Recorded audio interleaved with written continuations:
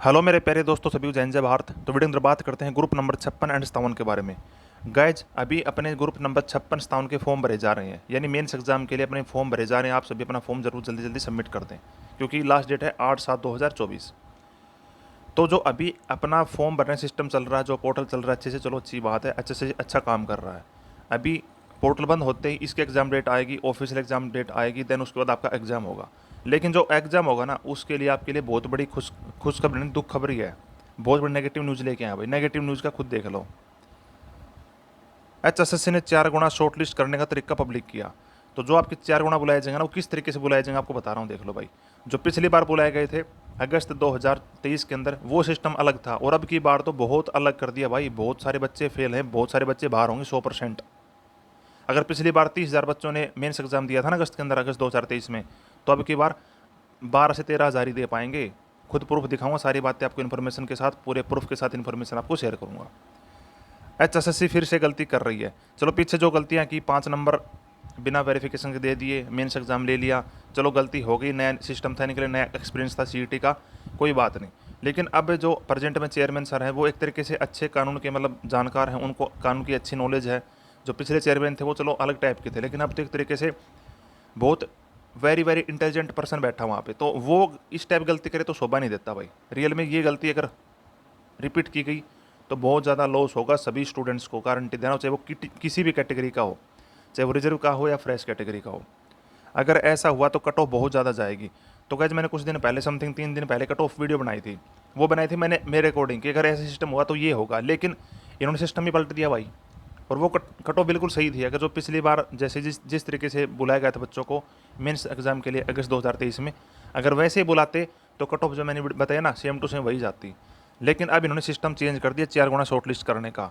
तो जो system change किया है उसके अकॉर्डिंग बहुत ज़्यादा दिक्कत आने वाली है, उसका बहुत ज़्यादा नेगेटिव इम्पैक्ट होगा। तो खुद देख लीजिए, आपको सारी इन्फॉर्मेशन शेयर कर रहा हूँ। चलिए वीडियो स्टार्ट करते हैं। तो भाई ये देख लो, फोटो मैंने आपके सामने ओपन कर दी, उम्मीद करता हूँ आप इसको देख पा रहे होगे। हरियाणा कर्मचारी चयन आयोग यानी कि HSSC कैटेगरी अनुसार यानी कैटेगरी वाइज 4 गुना शॉर्ट लिस्ट करेगा उम्मीदवार। तो 4 गुना शॉर्ट लिस्ट किस तरीके से करेगा? Category wise. तो सभी पोस्ट की कैटेगरी अलग अलग है भाई। अगर एक पोस्ट है एग्जाम्पल पे ग्राम सचिव की, तो उसकी कैटेगरी अलग है। सेकंड पोस्ट है पटवारी लैंड रिकॉर्ड वाले की, तो उसकी कैटेगरी अलग है। उसके बाद एक्साइज इंस्पेक्टर, तो उसकी कैटेगरी अलग है। तो सभी कैटेगरी वाइज अलग अलग बुलाए जाएंगे। इसलिए इन्होंने अब की बार ये सभी कैटेगरी वाइज सभी पोस्ट के लिए अलग अलग डॉक्यूमेंट अपलोड करवा रहे हैं पोर्टल के अंदर। तो जैसे ही मैंने वो देखा सिस्टम, तो मैं समझ गया था कहीं ना कहीं ये अलग ही चाल खेलने वाले, अलग ही कुछ ना कुछ नेगेटिव न्यूज़ आएगी। और देख लो भाई, आज भाई वो काम हो गया, आज नेगेटिव न्यूज़ सुबह सुबह आ गई है। और रही बात, अगर HSSC ने चेंज नहीं किया ये सिस्टम, तो HSSC की गलती फिर से हमें स्टूडेंट्स को बहुत ज़्यादा भारी पड़ेगी, बहुत ज़्यादा नेगेटिव इंपैक्ट हमें देखने को मिलेगा। नुकसान किसका होगा? हमारा होगा। और सही बता रहा हूँ, ये भर्ती पूरी नहीं होगी भाई, फिर से कोर्ट में जाएगी, फिर से हाई कोर्ट में भर्ती लटक जाएगी अगर ऐसा सिस्टम हुआ तो। चलो आपको समझा देता हूँ क्या मैटर क्या नहीं। एक बार ये लाइन पढ़ के देखो भाई। आयोग ने उम्मीदवारों को एक ही सॉफ्टवेयर के जरिए अलग अलग पदों के लिए आवेदन करने की सहूलियत दी। ये सहूलियत नहीं है, बहुत ज़्यादा नेगेटिव काम है ये। एक तो आपने इतना बड़ा लंबा चौड़ा पोर्टल बना दिया, कम से कम एक से 1.5 घंटा लग रहा है फॉर्म भरने के लिए। अब 1 से 1.5 घंटा के अंदर फॉर्म में कुछ ऊपर नीचे गलती होगी तो दोबारा मौका नहीं दे रहे हो, और ऊपर से कुछ ना कुछ आपके पोर्टल में भी कमियाँ भी हैं, खामियाँ रहे, प्रेजेंट में खामियाँ हैं। और अलग अलग जो पदों के लिए आप बता रहे हो ना, तो अलग अलग पोस्ट के लिए अलग अलग क्वालिफिकेशन है जो, तो वो सभी के लिए अलग अलग अपलोड करनी पड़ रही हैं। अब जैसे एक्साइज इंस्पेक्टर है, फूड सप्लाई है, दोनों के लिए सेम है, तो दोनों के लिए एक बार अपलोड करवा लेते हैं, लेकिन दोनों के लिए अलग अलग अपलोड करनी पड़ रही है। ज़्यादा टाइम लग रहा है पोर्टल पे, मतलब एक तरीके से सर्वर डाउन सिचुएशन सामने आएगी। सर्वर डाउन आगा तो वैसे दिक्कत होगी। तो यहाँ पे बता रखा है इन्होंने शॉर्टलिस्ट किस तरीके से करेंगे। तो ये देख लो भाई, ये तरीका शॉर्टलिस्ट करने का इनका।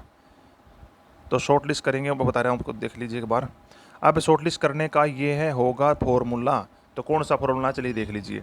अब आयोग ने पुनर्विचार, मतलब जो पुनः तरीके से आपके विज्ञापित किए हैं, दोबारा से आपकी भर्ती ऐड की है, उसके ऊपर बता रखा है कर आवेदन मांगे हैं तो आयोग, सॉरी एक सेकंड, तो आगे शॉर्टलिस्ट अब कैटेगरी अनुसार किया जाएगा। उदाहरण के तौर पर अगर ग्रुप नंबर 56 में कैटेगरी नंबर 324 कैनल पटवारी के 1440 पद हैं, इस तरीके से कैटेगरी नंबर 334 लैंड रिकॉर्ड पटवारी के 1213 पद हैं। उसके बाद जबकि कैटेगरी नंबर 335 PWD, जो अलग पटवारी होता है आपका, PWD वाला लैंड रिकॉर्ड अलग होता है, PWD का अलग होता है, तो उसके उन्होंने बता रखा 23 पद हैं।